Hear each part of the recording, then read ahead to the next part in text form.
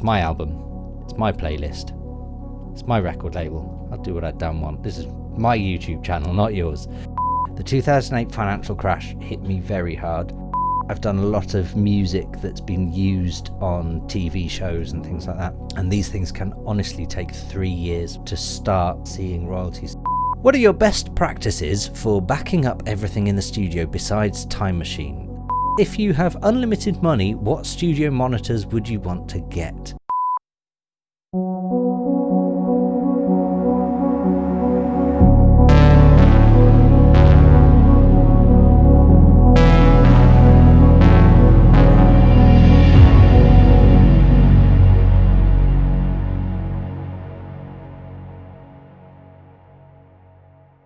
Hey guys, welcome to the Kane audio vlog. It is Friday. It's time for another Ask Me Anything.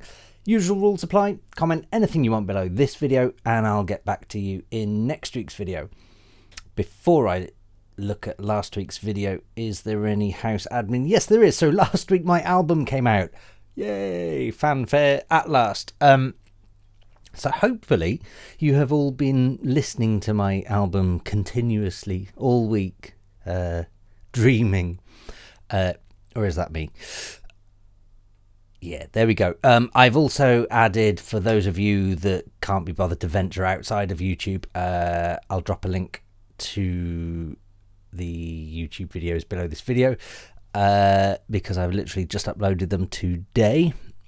So yeah, it's available. Spotify, YouTube, I don't know, where'd you get music from these days? iTunes, Apple Music, everywhere, basically. It's also available on CD, a very limited edition right now, on 5302.co.uk. And on that note, when is it? Is it going to make it? Yeah, this video will be out way before. October the 3rd, Bandcamp are waiving their fees and commissions. They have done this a few times since coronavirus broke out, and I think it is a fantastic move for Bandcamp to do that, because the beauty of Bandcamp always was and is the fact that the musician can upload the music there directly, and you know, the money goes straight to the musician via PayPal or whatever. So it's a good way of cutting out the middleman, including record labels, which sounds like I might be selling myself short, considering I also own the record label. But it is something that I have mentioned to artists from 5302, that they are welcome to upload their releases to Bandcamp and sell direct as well. Because I don't think that really interferes, and I think it's a good thing that people can do that. So yes, October the 2nd, if you make any purchases, then please do feel free to purchase my album on my Bandcamp on October the 2nd, because that would be very helpful during these difficult times of coronavirus.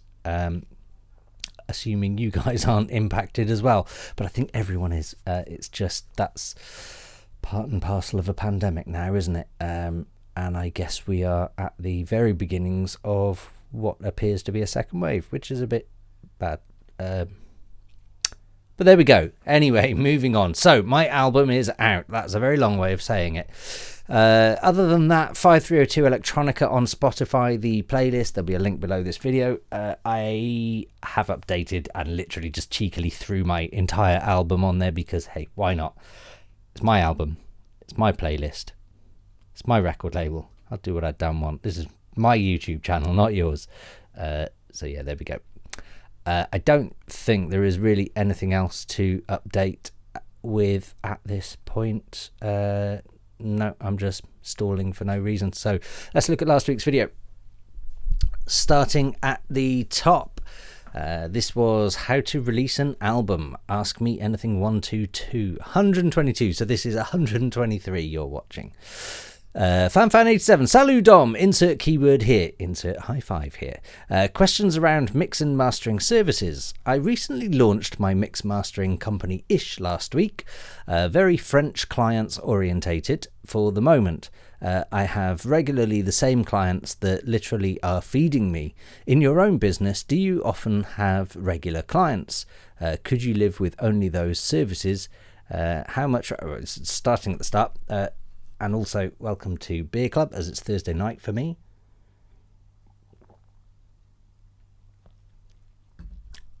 I couldn't even tell you what the name of this one is, so but it's okay-ish. Yeah, I can't remember the name now, but it's fine. So, in my own business, do I regularly have the same clients? Yes, absolutely. They kind of change over time. So, you know, if I think of, and we're talking long term, so for example, 2000, well, if you want to go all the way back, like 2004 to 2009 there was definitely one major client, maybe two or three that were sort of propping me up. And then from, say, 2010 to 2012, maybe even 14, there was a different group. And, it kind of progresses, I suppose. Most of that, I think, it was sound design, but it honestly, it varies at the minute. So yes, I do definitely have regular clients. Could you live with only these services?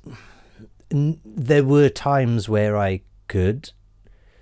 I actually try to not have it like that anymore. So I'll give you an example. I think I've kind of covered this when the pandemic first started, actually, and I was talking about the fact that I didn't feel the pandemic was going to hit me so hard. I say this time, as hard as the 2008 financial crash did. The 2008 financial crash hit me very hard, because, and I'm comparing that to a pandemic, because in both of those situations, the first thing to get kicked out the window is art and performance and live performance and various things like that.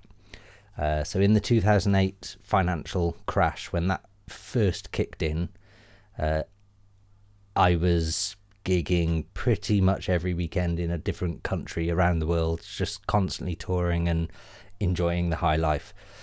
As soon as the crash happened, it was suddenly maybe one gig every 3 weeks, and then a couple of months later, it was one gig a month or one gig every 6 weeks or something, and it just got less and less, to the point where I then went, I've got to do something. And part hard work, part luck. There's always a bit of luck in this industry, to be honest. Anybody who has any success in the music industry, I can tell you right now, it is not 100% down to skill, talent, or hard work. I'd love to say that it was. I'd love to tell everybody watching this video right now that all you've got to do is work hard. It's not true. You need to work hard and have a bit of luck. The one good thing is that the harder you work, the luckier you will get, generally. So the 2008 financial crash hit me pretty hard, and that's kind of where I started moving things around. So I focused more on sound design and production and things like that, because the gigs just weren't happening. And I think that's probably one of the reasons why now I don't focus entirely on any one thing. So I do DJ performances, but I that's not my bread and butter. That's not my main thing. I love performing at festivals and I love doing gigs, but I don't and didn't love the slog of trying to get gigs. So I do gigs when they come to me. I don't go chasing for them. But I'm fortunate enough that I'm in that position where I don't have to chase them, because I do everything else that I do, whether that be, music production services and sound design, and of course the TV film stuff and sync stuff, and whatever else on top. So that's something I think it is worth focusing on or thinking about when you're looking at running any kind of. It's not even just music industry. It's, I guess, well, any industry really. So like I say, I've waffled a long time here, gone off on a tangent. Sorry, but when the pandemic hit, I wasn't so impacted. It's now starting to impact me, and I knew this was coming, so I've managed to prepare as best as I can. That I knew certain clients would be impacted, and then sort of 6 months later that would start coming off onto my work and whatever. So I was aware. I've kind of had 6 months to lead up to it, and sometimes it's squeaky bum time, but I'm sure it'll be fine in the long run. So could you live with only these services? Not really, but I don't want to either, because I want to be able to spread my bets, basically. How much represents your sound design services in your business? So it kind of changes. It's quite cyclical, I suppose.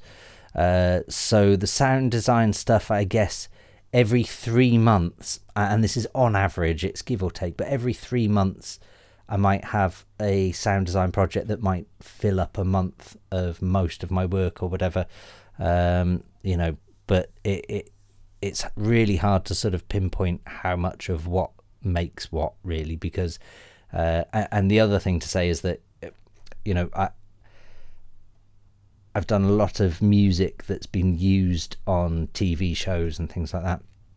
And these things can honestly take 3 years. I mean, they generally do take 3 years to start happening and to start seeing royalties. So, you can do a project. I mean, I did a project in 2012, for example. I remember specifically this one project in 2012, and I didn't think anything of it, and got paid a minimal sort of writing fee to write the music and whatever, and that was fine.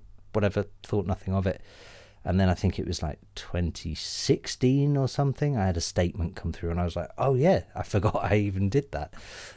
So it's kind of tricky to kind of measure up where my money comes from and how much from what sector.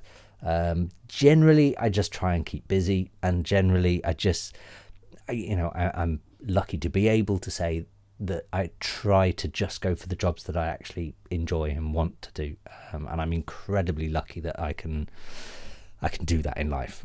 To me, these are the things that make me happy. So I'm not complaining. But what I will say is high five for you launching your company, and I wish you the very best of success with it. By the way, feel free to drop a name, because you're a regular questioner on this channel and in these AMAs, so feel free to drop the name or website or whatever of your company, and I'll give it a shout in next week's video. Moving on, Dream Puppet. Hi Dom, congrats on your album. I really enjoyed. Probably my favourite track for me is Hiraeth, Echo's ending. Also, all the album is a pleasure to listen smoothly from start to finish, and that is great. Question. Well, thank you very much. Do you know what? I've been really touched by some of the feedback I've had on my album. I'm kind of waiting for the negatives, but that's just me. But honestly, I've had lots of DMs and things from people who have said how much they've enjoyed it, and that means so much to me. It really does, because I guess I did the album for me, quite selfishly in a weird way, and I think anyone who's been following this channel will know that, because the story was it was my story in my head that satisfied me, and then I made my album about my story, and it's all very much about me, and it's all very personal to me, and I don't think I spent much time while I was, especially not when I was writing the album, but even when I was putting together the label and sorting out distribution and having to listen to it a bunch of times and getting the mastering done, I don't think there was ever a time where I really truly wondered what other people would think of it. And I guess, maybe that just makes me selfish. I don't know. But hey, I don't know. I'm just really, I'm happy that people seem to like it. That's great. Question. What are your best practices for backing up everything in the studio besides Time Machine? Projects, mixdowns, and masters, final masters. Also software installers and other necessary material. All the best. Okay, so let me start with software installers. I don't bother. Don't care. You can always get software installers from somewhere. If it's, for example, Native Instruments, it'll be on their website. If it's New Gen Audio, it'll be on their website. If it's Sonic Academy, it'll be on their website. So I don't bother with any of that. Projects. So I have on my computer, in my documents folder is a folder called Bitwig Projects or whatever, which is where I keep all my Bitwig projects.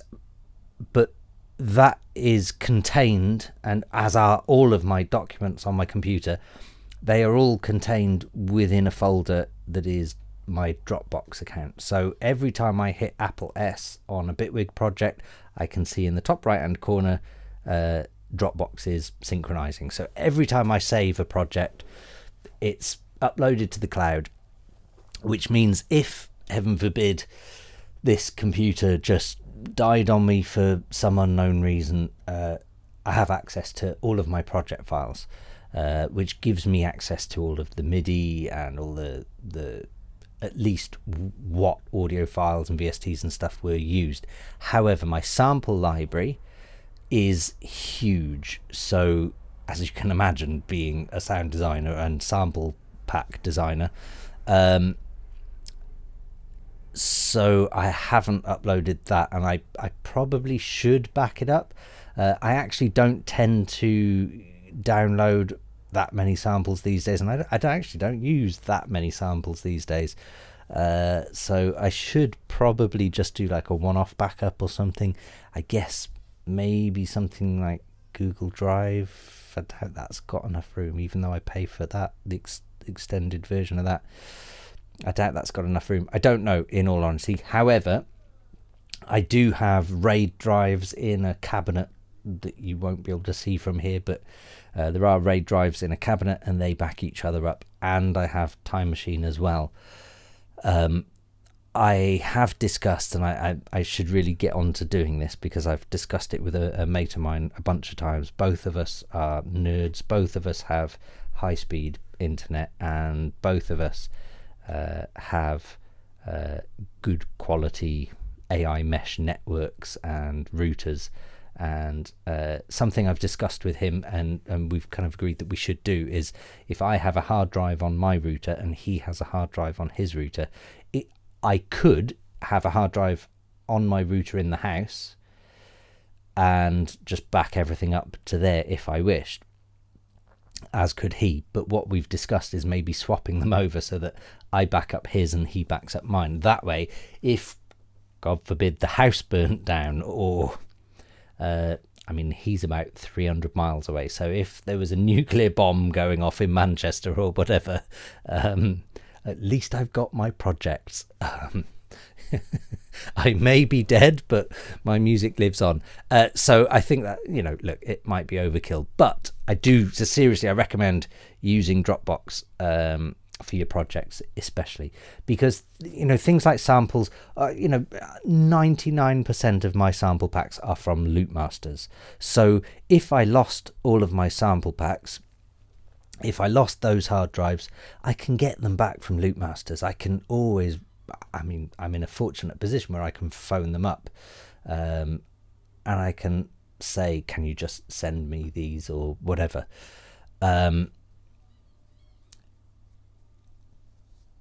So I don't feel like it's, if I lost all my sample packs, I don't, they wouldn't be lost forever, I guess is the point I'm trying to make.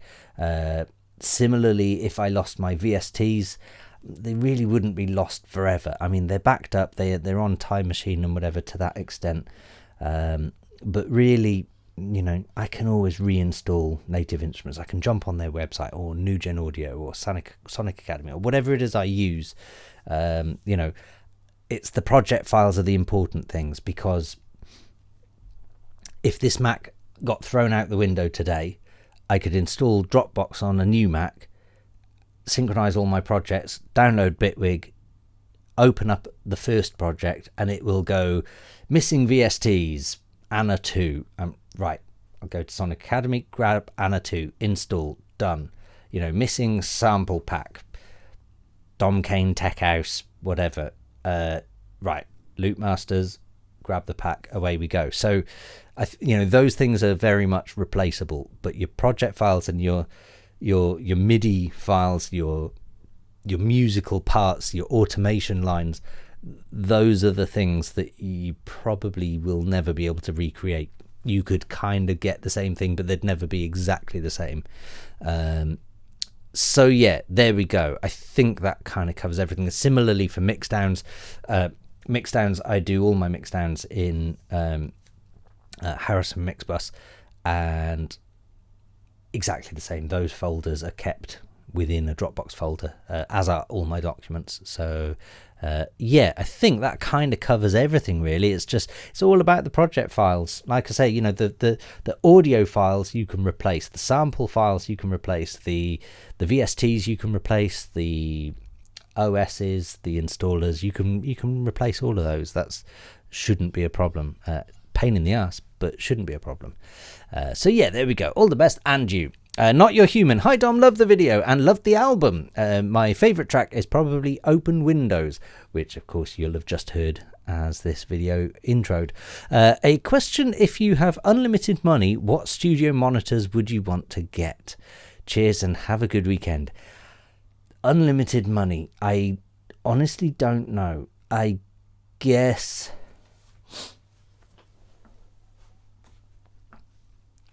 I'd probably have some PMCs in the wall. But honestly, I feel like, so I've got Event Opals here, and they're not perfect by any means, but they pretty much reveal everything I need them to reveal. I feel like I could do with something a bit more consistent in the low end, because I sometimes feel like there's either too much or not enough low end, and it really depends on certain characteristics of certain sounds, and maybe it's temperature related, and I'm never quite sure. But so I'm not saying my opals are perfect, but I am very happy with them, to be honest. So yeah, I guess I probably have some big PMCs installed or something, but yeah, I don't think I'd go for any other mid-high range ones or anything, and certainly not in the near field / midfield area. Yeah, so there we go. Cheers and have a good weekend. You too. And then finally, Jamie Noble, love the Sosumi track. It's a masterpiece. Keep up. Thank you very much. Yeah, I like the Sosumi track. I haven't heard that in a long time. That, my friends, is it for this week. I was going to say, or I was going to look for a word to comment to get a high five in next week's video, but I'm still plugging the album. I'm still pushing it. So if you're looking for a high five in next week's video, then comment the words artificial roots. You'll definitely get a high five in next week's video for that. Yep, that is it, my friends. I will see you same time next week. Cheers.